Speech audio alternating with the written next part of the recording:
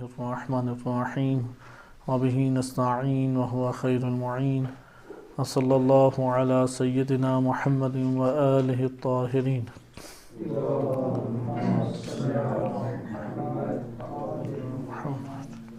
سورہ یونس آیت نمبر 95 اور 96 ارشاد باری تعالی ہوتا ہے وَلَا تَكُونَنَّ مِنَ الَّذِينَ كَذَّبُوا بِآيَاتِ اللَّهِ فَتَكُونَ مِنَ الْخَاسِرِينَ إِنَّ الَّذِينَ حَقَّتْ عَلَيْهِمْ كَلِمَةُ رَبِّكَ لَا يُؤْمِنُونَ۔ آیت کریمہ میں خاسرین کے ذیل میں ہم نے قرآن کریم کی موضوعی آیات کے ذیل میں یا موضوعی طور پہ اس کو ہم نے ملاحظہ کیا اور تمام قرآن کریم کی آیات کو مد نظر رکھتے ہوئے خسارہ، قرآن کا خسارہ کے بارے میں جو نظریہ ہے اسے مطالعے کی کوشش کی ہے۔ ہم جس آیت کریمہ تک پہنچے تھے کہ قرآن نے بہت سارے انسانی نفس کے اوپر بہت سارے افکار، اعتقادات اور احوال نفسانی کو نفع اور یعنی فلاح اور خسارہ سے تعبیر کیا ہے، اور عملی صورت میں اس کا نتیجہ انہی افکار یا احوال نفسانی کا نتیجہ اعمال کی صورت میں ظاہر ہوتا ہے۔ تو جو حکم انسانی نفس کے اوپر آئے گا وہی اس کے عمل کے اوپر بھی آتا ہے۔ قرآن کریم کی آیات متعدد ہیں، تقریباً 40 کے قریب موارد ہیں جن میں قرآن نے ذکر کیا ہے کہ کون کون سی چیزیں خسارہ یا نقصان ہیں اور کون سی چیزیں خسارہ اور نقصان نہیں ہیں۔ ہم ان میں سے بعض چیزوں کو پڑھ چکے ہیں، جیسے تکذیب ہے، اس مورد میں متعدد آیات ہیں کہ حق کو جھٹلانا یا آیات الہیہ کو جھٹلانا، اسے قرآن نے شدت سے مذمت کی ہے اور خسارہ انسانی زندگی میں بہت بڑا خسارہ کہا ہے۔ خسارہ یعنی ایک انسان کا سارا سرمایہ ڈوب جانا۔ عموماً معاشرے میں لوگ اپنے مال، آل، اولاد، گھر بار کو سارا سرمایہ سمجھتے ہیں۔ جتنا بھی یہ بات بیان کی جائے کہ یہ مال، آل، اولاد سرمایہ زندگی نہیں ہے، انسان اس بات کو اپنے نفس کے اندر باور نہیں کرتا۔ اصل سرمایہ انسان کا وہ ایمان ہے، اصل سرمایہ انسان کا وہ حق کے سامنے سر تسلیم خم ہونا ہے۔ جو اصلاً حق کو سننا ہی نہ چاہے، حق کی طرف طلب ہی حق کو نہ کرے، تو پھر اس سے کیسے توقع کی جا سکتی ہے کہ وہ اپنی فلاح اور نفع کے لیے قدم بڑھا رہا ہے؟ یہ قرآنی ایک نظریہ ہے۔ لہٰذا قرآن کریم کی نگاہ میں فقط مال کے پیچھے بھاگنے والا انتہائی نادان اور احمق انسان ہے، یا دنیا کی زینتوں کے پیچھے بھاگنے والا نادان انسان ہے، اور عاقل انسان وہ ہے کہ جو شخص شیطان اور اس کی زینتوں سے محفوظ رہ کر اللہ کی اتباع اور اللہ کے سامنے سر تسلیم خم ہو جائے۔ ان آیات کے ذیل میں آپ نے خسارہ دیکھا، تکذیب خسارہ ہے، کفر خسارہ ہے، باطل خسارہ ہے۔ آپ دیکھتے جائیں گے اسی سے ہمیں اس کے متضاد اور مقابل سے پتہ لگ جاتا ہے سرمایہ زندگی پھر کیا ہے۔ اصل سرمایہ زندگی ایک تو ہے نا ثانوی طور پہ سرمایہ زندگی، جیسے یہ گھر بار ہیں یا دیگر چیزیں، لیکن گھر بھی کب حلال ہوگا؟ جب سرمایہ شریعت محمدی کا سرمایہ ہوگا تو تب حلال حرام کی تمیز ہوگی۔ جب انسان کے پاس کب مال حلال ہوگا؟ جب ایمان اور سر تسلیم خم احکام و اوامر و نواہی کے سامنے سر تسلیم خم ہوگا، اس لیے اسے ثانوی کہا گیا ہے۔ گھر کا حلال ہونا، خاتون کا مرد کے لیے حلال ہونا، بیوی بچوں کا جائز ناجائز اولاد کا ہونا، مال کا حلال حرام ہونا، کھانے پینے والی چیزوں کا حلال حرام ہونا، کہاں پہ زندگی بچانی ہے، کہاں پہ زندگی دے دینی ہے۔ ہر جگہ بچانی تھوڑی ہے، بعض جگہیں ایسی ہوتی ہے کہ وہاں پہ دے دینی ہے زندگی۔ ان سب چیزوں کا علم کیسے ہوگا ہمیں؟ تب بھی ہوگا کہ جب انسانی نفس کے اندر ایمان ہوگا، انسانی نفس کے اندر تقوی ہوگا، نفس انسانی میں اللہ کے اوامر و نواہی احکام کے سامنے سر تسلیم خم ہوگا، بندگی انسانی نفس میں ہوگی۔ لہذا قرآن کریم نے ان سرمایوں کو ثانوی سرمایہ قرار دیا جسے اہل دنیا اصل سرمایہ سمجھتے ہیں۔ اصل انسان کا سرمایہ وہ یہی نظریات، افکار، انسان کی نیت، اس کے ارادے، اس کی رغبتیں، اس کی محبت اور نفرتیں ہیں، جس کا تعلق نفس انسانی کے ساتھ ہے۔ اور جس نے اپنے اصل سرمایہ کو بچا لیا وہ فلاح یافتہ ہے۔ قد افلح المؤمنون، جس نے اصل سرمایہ کو بچا لیا وہ فلاح یافتہ ہے، اور جس نے اصل سرمایہ کو کھو دیا وہی خسارے میں ہے۔ جس نے اصل سرمایہ کو کھو دیا وہ شخص خسارے میں ہے۔ یہاں پہ ہم پھر آگے پہنچے تھے کہ قرآن کریم نے بعض اعمال کو پھر خسارہ کہا ہے، لیکن جس عمل کو قرآن نے خسارہ کہا ہے اس کا یا تو تعلق افکار، نظریات اور اعتقادات کے ساتھ ہے، یا اس کا تعلق انسانی نفس کی سر تسلیم خم ہونے یا نہ ہونے سے ہے۔ یعنی آپ عملی طور پہ دیکھیں گے کہ اعمال کا تذکرہ بھی قرآن نے کیا اور بعض اعمال کو خسارہ کہا ہے۔ مثلا قرآن پیسے کے ڈوب جانے کو خسارہ نہیں کہتا، لیکن پیسے کو فضول خرچی میں لگا دینے کو خسارہ سے تعبیر کیا ہے۔ لہذا توجہ کریں، بعض اعمال ہیں قرآن نے خصوصی طور پہ انہیں خسارہ کہا ہے، لیکن جس عمل کو بھی خسارہ کہا ہے اس کی علت اور وجہ در حقیقت کیا ہے؟ وہ انسانی نفس کے اندر یا اعتقادات سے تعلق رکھتی ہے، یا اس کی نیت اور ارادے سے تعلق رکھتی ہے، یا انسانی نفس کا اللہ کے سامنے سر تسلیم خم نہ ہونے سے تعلق رکھتا ہے۔ بس ہر وہ عمل خسارہ بن جاتا ہے کہ جو ان 3-4 چیزوں سے وابستہ ہوتا ہے۔ ہم اسی ضمن میں آیت کریمہ سورہ نساء آیت نمبر 119 کا مطالعہ کر رہے تھے، جس میں شیطان کو ولی بنانے کو خسارہ کہا گیا ہے۔ وَمَن يَتَّخِذْ الشَّيْطَانَ وَلِيًّا مِّن دُونِ اللَّهِ فَقَدْ خَسِرَ خُسْرَانًا مُبِينًا، اس نے بہت واضح طور پہ خسارہ اٹھایا ہے جس نے بھی شیطان کو ولی بنایا۔ قرآن کے بعض مباحث ایسے ہیں کہ ان کو اگر آپس میں ایک دوسرے سے ربط دیں تو ایک موضوع دیگر موضوعات کے اوپر کلی طور پہ، جامع طور پہ آ جاتا ہے۔ قرآن کریم کے وہ کون سے مفاہیم ہیں کہ جو ایسی جامعیت رکھتے ہیں کہ بقیہ دیگر عناوین اس جامع مفہوم کے نیچے آ جائیں؟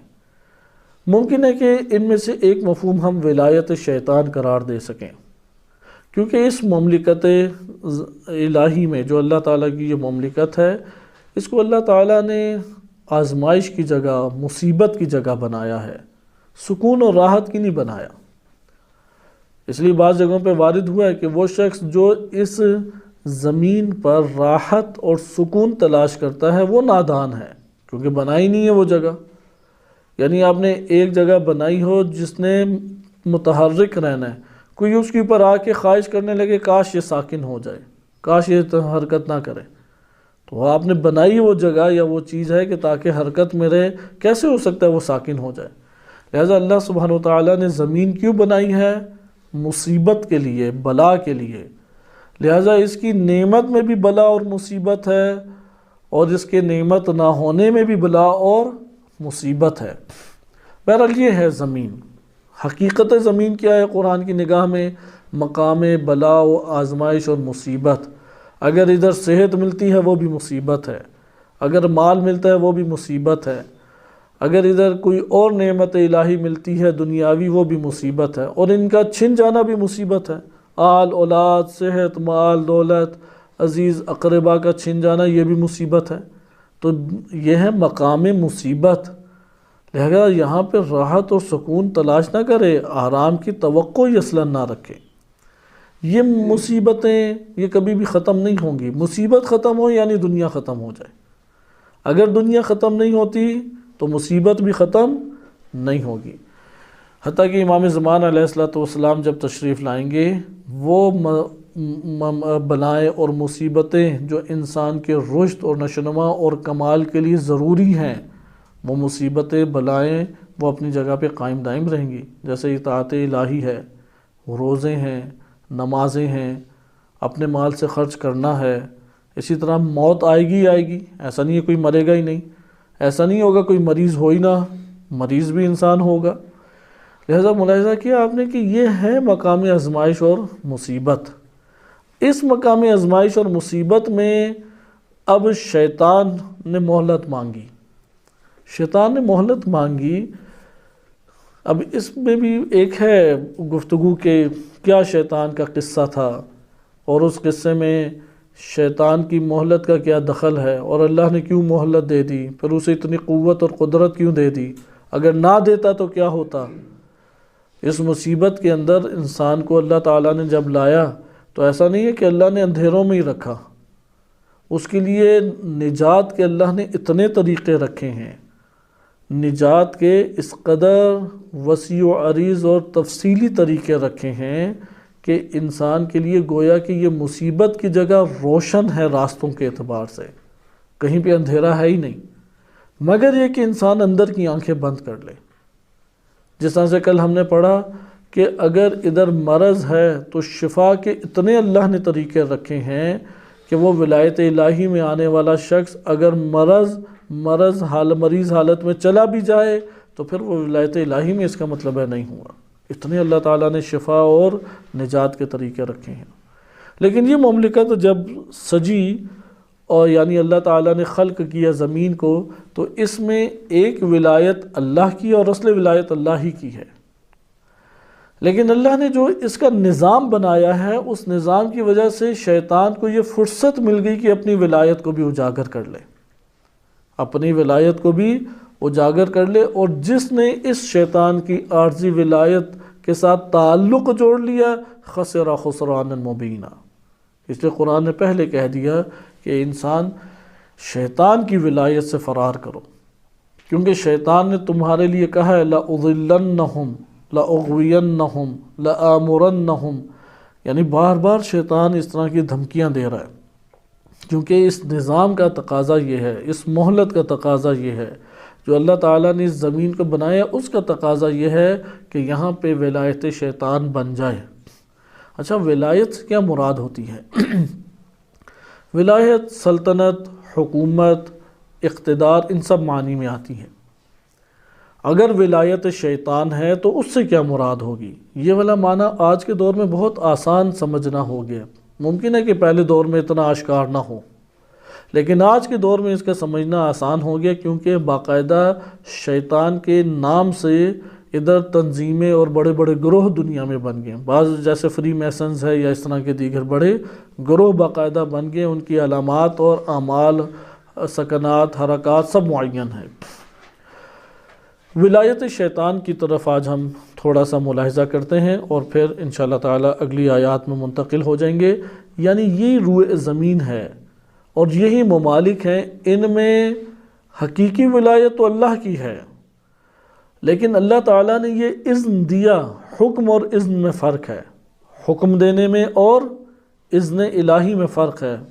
پہلے بھی ہم ایک مختصر سا اس کو ملاحظہ کر چکے ہیں۔ اذن سے مراد، اذن الہی سے مراد ہے رکاوٹ کا ختم ہو جانا، حکم دینے سے مراد ہے کہ اللہ کا ایک شے کو انجام دینے کے لیے حکم جاری کرنا، درست ہے۔ حکم الہی اور اذن الہی اور مشیت الہی، ان میں فرق پایا جاتا ہے۔ اذن الہی کا مختصر ترین جو علامہ طباطبائی رحمۃ اللہ علیہ نے معنی المیزان میں بیان کیا ہے، اس کا معنی کیا؟ اذن الہی یعنی موانع اور رکاوٹ کا ہٹ جانا۔ بہرحال ولایت حقیقی اللہ کی ہے، لیکن اذن الہی اس طور پہ موجود ہے کہ اگر شیطان اپنی ولایت برپا کرنا چاہے تو معنی نہیں ہے، وہ برپا کر لے گا۔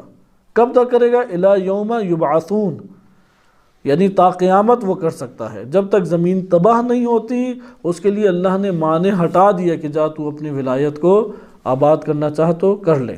اب شیطان ابلیس آئے گا، وہ اپنی ولایت کو آباد کرتا ہے، اس کی ولایت تمام ممالک پہ چھائی ہوئی ہے، حتیٰ کہ اس کی ولایت میں نبی صلی اللہ علیہ وسلم کے دور میں خانہ کعبہ بھی رہا ہے۔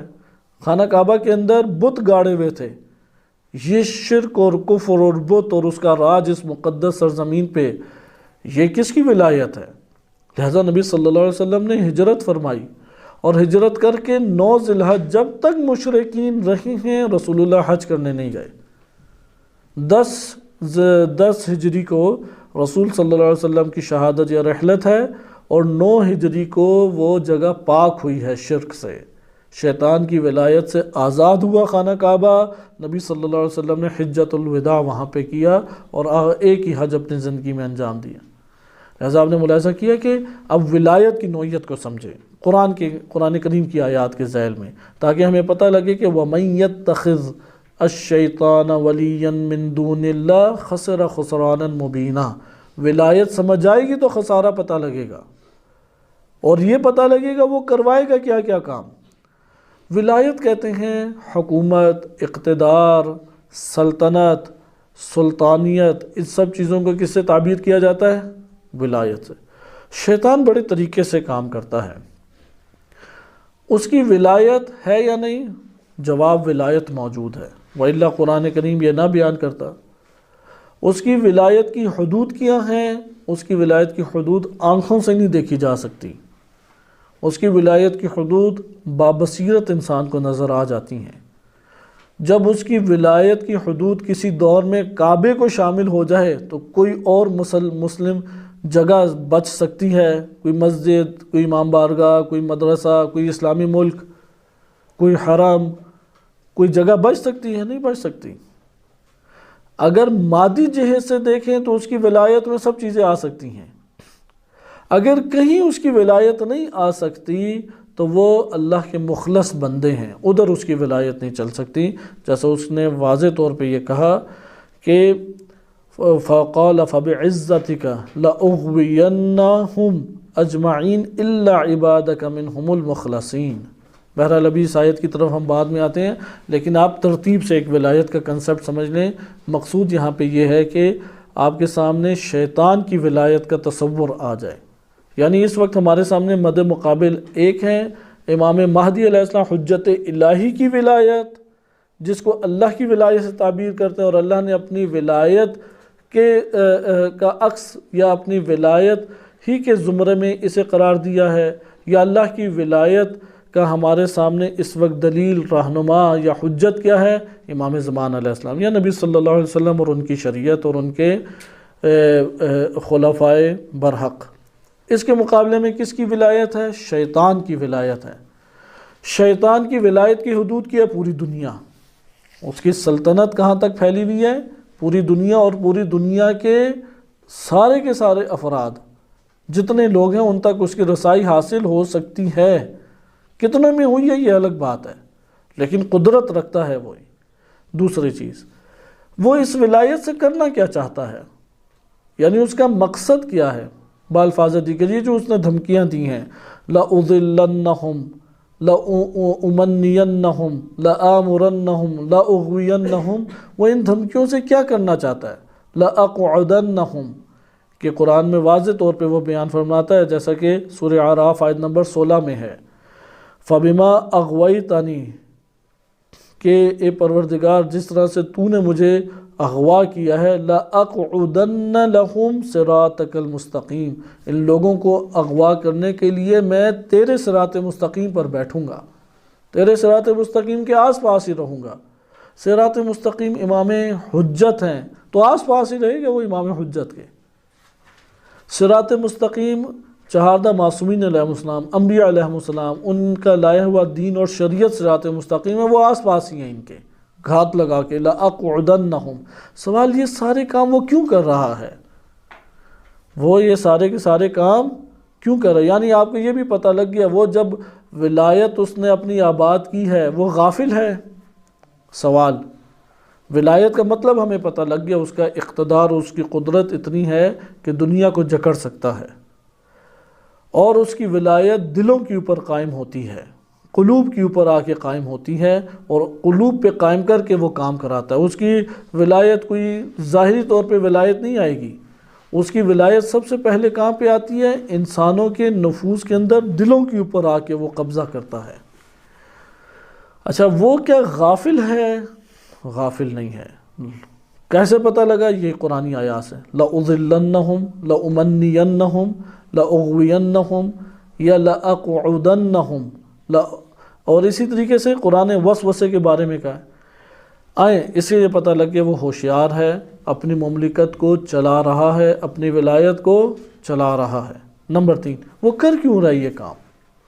وجہ کیا ہے؟ کیوں یہ کام کرنا چاہتا ہے؟ اس کے بارے میں قرآن نے واضح طور پہ کہا، پہلا ہدف ہے اتباع، وہ چاہتا ہے سب میری اتباع کریں۔ وہ کیوں یہ کام کر رہا ہے؟ کیا اہداف حاصل کرنا چاہتا ہے؟ اہداف اس کے پاس کیا ہیں؟ پہلا ہدف کیا ہے؟ سب اس کی اتباع کریں۔ قرآن نے واضح طور پہ کہا ہے کہ لا تتبعوا خطوات الشیطان انہ لکم عدو مبین۔ بس اس آیت سے بھی ہمیں پتہ لگ گیا، اور قرآن کی واضح طور پہ آیات ہیں جس میں قرآن نے کہا ہے کہ شیطان کہتا ہے کہ میں ان سب کو اپنی اتباع کراؤں گا، ان سب کو اپنی اتباع کراؤں گا۔ لہذا قرآن نے بھی اس بات کو باور کیا اور بشر کو ہدایت کی ہے، لا تتبعوا خطوات الشیطان، تم مت اتباع کرو خطوات الشیطان کا، انہ لکم عدو مبین، یہ تمہارے لیے کھلا دندناتا دشمن ہے۔ دوسرا مقصد کیا چاہتا ہے شیطان؟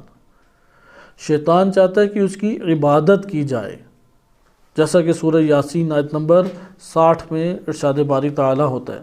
سورہ یاسین میں واضح طور پہ خداوند متعال نے بشریت کو یہ ہدایت کی ہے کہ شیطان کیا چاہتا ہے کہ اس کی عبادت کی جائے۔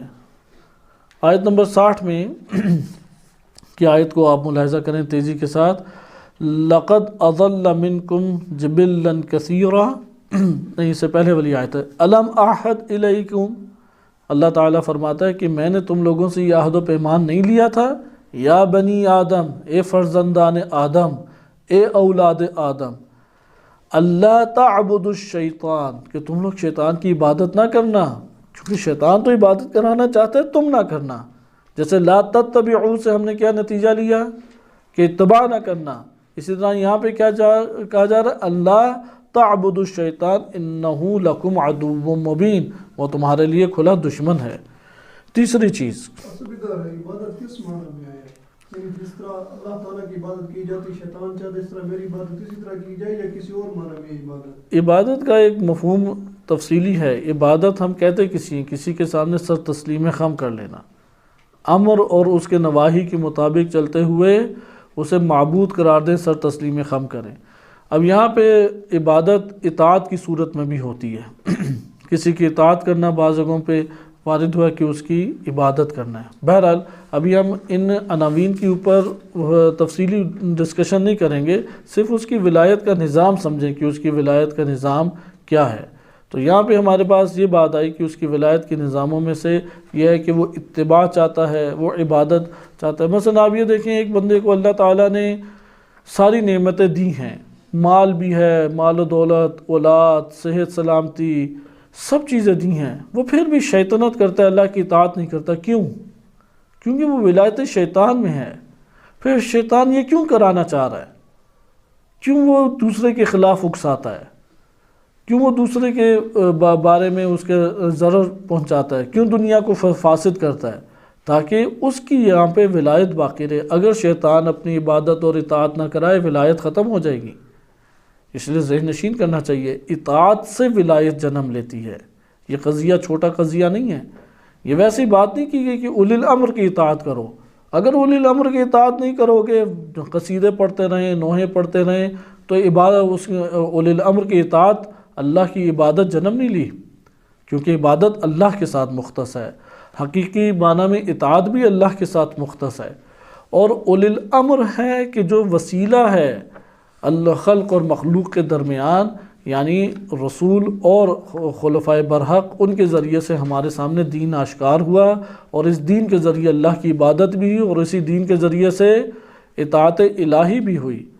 لہذا اگر کوئی شخص اللہ کی اطاعت نہ کرے، رسول کی اطاعت نہ کرے، اولی الامر خلفائے برحق کی اطاعت نہ کرے، مجھے بتائیں کہ کیسے وہ یہ کہتا ہے کہ میں ولایت الہی میں ہوں؟ ولایت الہی میں وہ بندہ کبھی بھی نہیں آ سکتا۔ اسی طریقے سے شیطان کی ولایت میں کیسے آئے گا؟ وہ شیطان کی اطاعت کرے گا۔ اگر شیطان کی اطاعت نہ کرے تو وہ ولایت میں بھی اس کے قدم نہیں رکھ سکتا ہے۔ لہذا اطاعت، اس میں اطاعت اور بندگی یعنی یہ عبادت، یہ دو بہت بہاری ہمارے پاس مضامین ہیں۔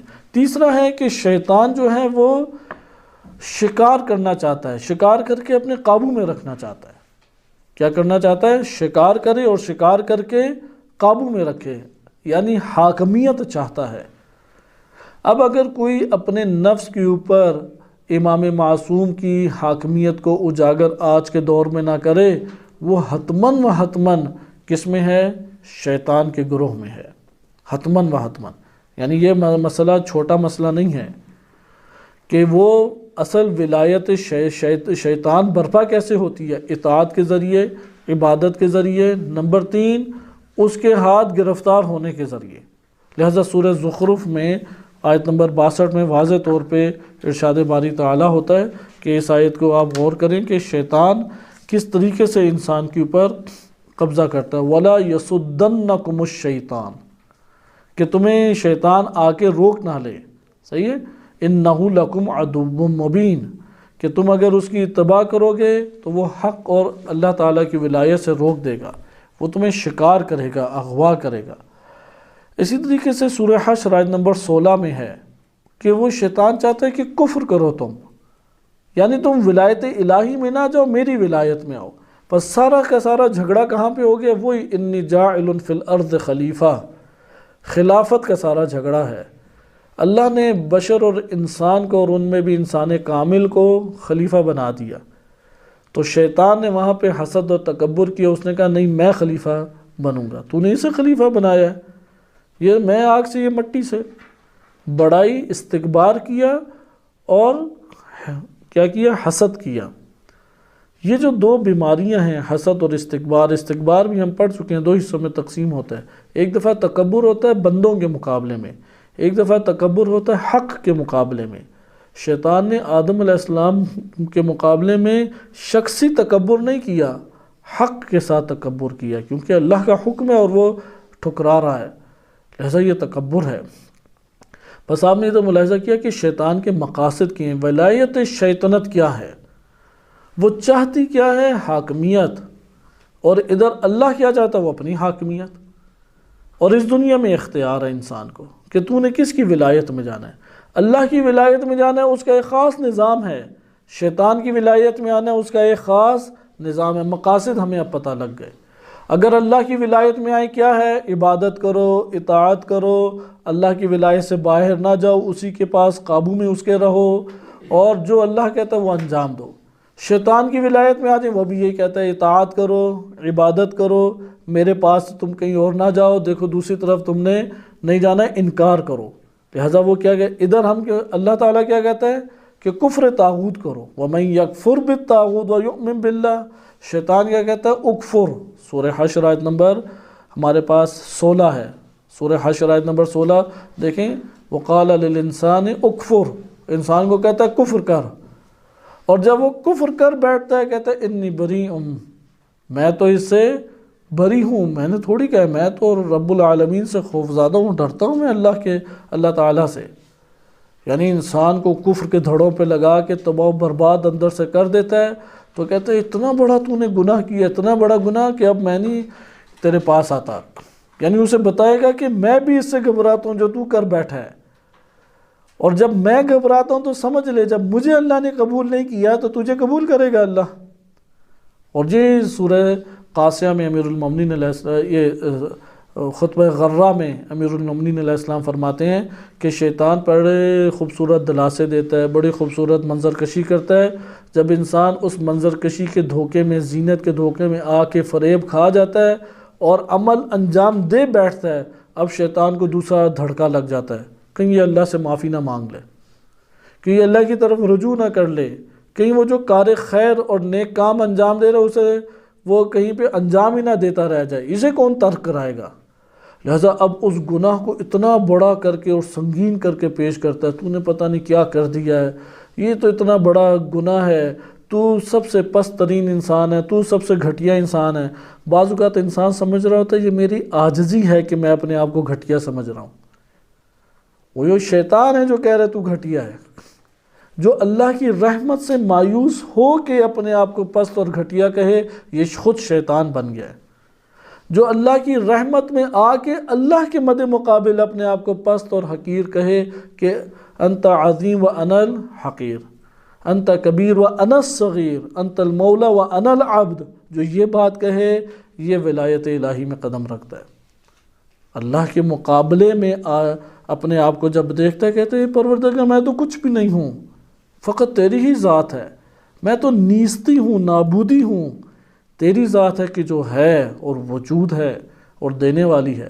لیکن اگر اللہ کی رحمت سے مایوس ہو کے اللہ سے دور ہو کے اپنے آپ کو لعنت ملامت کرتا ہے کہ تو کتنا بدکار ہے، تو سب سے برا ہے، تو سب سے گھٹیا ہے، تو سب سے پست اور ذلیل ہے، دیکھیں کتنے گناہ تو نے کر دیے، اور اس سے پھر وہ اللہ کی راہ سے ہٹتا ہے، ان نیک کاموں کو ترک کرتا ہے کہ جو اللہ کی راہ میں وہ انجام دے رہا، یہ کاملاً شیطان بن گیا، یہ ولایت شیطان میں چلا گیا، اس نے تو کفر کرایا اسی لیے تھا۔ لہذا نے ملاحظہ کیا کہ اصل یہی جنگ اس دنیا میں ہے۔ مثلا امریکہ اور ایران میں شاہ تھا تو امریکہ کا سب سے گہرا دوست ایران تھا۔ اسی سرزمین کے اوپر جب انقلاب اسلامی آئے، امام خمینی رحمۃ اللہ علیہ نے مہدویت کا ایک نور یہاں پہ جلوہ کیا اور اسے روشن کیا، چھوٹا سا ایک نور، چاروں طرف سے ہوائیں چل رہی ہیں، طوفان چل رہی ہیں، وہ نور آگے پیچھے ہو رہا ہے، بجھتا نہیں ہے، بس بجھتا نہیں ہے، آگے پیچھے ہوتا رہتا ہے۔ وہ جیسے لو ہوتی ہے نا چراغ کی، تیز ہوائیں اسے جو چلتی ہیں، اندھیری تیز ہوائیں، تو وہ اسے بجھانے میں ناکام رہتی ہیں۔ امریکہ کیوں آج کے دور میں اس طرح سے آ گیا؟ کیونکہ وہاں پہ ولایت شیطان ہے، یہ ولایت الہی کو برپا کرنے میں امام خمینی رحمۃ اللہ علیہ کامیاب ہوئے۔ اب دونوں میں کوئی تجارت نہیں امریکہ کے ساتھ، کوئی زمینی حدود نہیں ہے، امریکہ کو ایران سے کوئی خطرہ نہیں ہے، بلکہ اگر دوستی ہو جائے تو بہت زیادہ نفع امریکہ کو حاصل ہو، لیکن کیوں وہ مد مقابل ہے؟ آپ نے ملاحظہ کیا کہ اصل یہی ہے، حاکمیت کس کے اوپر آ جائے گی۔ اس لیے شیطان اپنی حاکمیت چاہتا ہے، شیطان اپنی اطاعت چاہتا ہے، شیطان اپنی عبادت چاہتا ہے، اور کیا چاہتا ہے؟ تم اس کی ولایت سے نکل کے ولایت الہی میں نہ ہو، اس لیے کفر کرو، اس کی تکذیب کرو، اس کا انکار کرو تاکہ ادھر رہ سکو۔ یہی بعین ہی ہمیں مقابل نظر آتا ہے۔ اللہ کہتا ہے کہ لا تتبعوا ولا تعبدوا الشیطان انہ لکم عدو مبین، دشمنی کرو شیطان سے، اس کی اطاعت نہ کرو۔ پھر اللہ کیا کہتا ہے کہ کفر کرو اس کا، وَمَن یکفر بالطاغوت، اجتناب کرو واجتنبوا الطاغوت، یہ ہمارے پاس آ جاتی ہے یہاں پہ۔ اسی کے ضمن میں صرف اب میں ہیڈنگز پڑھتا ہوں کہ تاخیر ہماری طرف ہو گئی ہے۔ اور ولایت شیطان، جب ولایت بنتی ہے تو وہاں پہ پورے گروہ بنتے ہیں، کچھ عوام الناس ہیں، کچھ اس کے لیڈران ہیں، کچھ اس کے تنخواہ دار، باقاعدہ اس کے منصبدار اور حاکم ہیں، اور کچھ ایسے ہیں جو اس کی طرف سے رسول ہیں، یہ وہی کرتا ہے انہیں، اور وہی کر کے پھر اکساتا ہے۔ کچھ رسول ہیں اس کے، اور قرآن نے ان کا نقشہ کھینچا ہے۔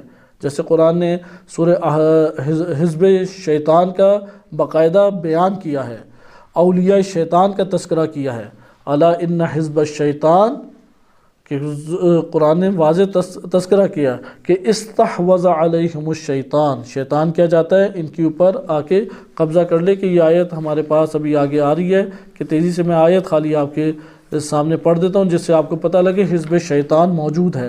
استحوذ علیہم الشیطان، سورہ مجادلہ آیت نمبر 19 ہے۔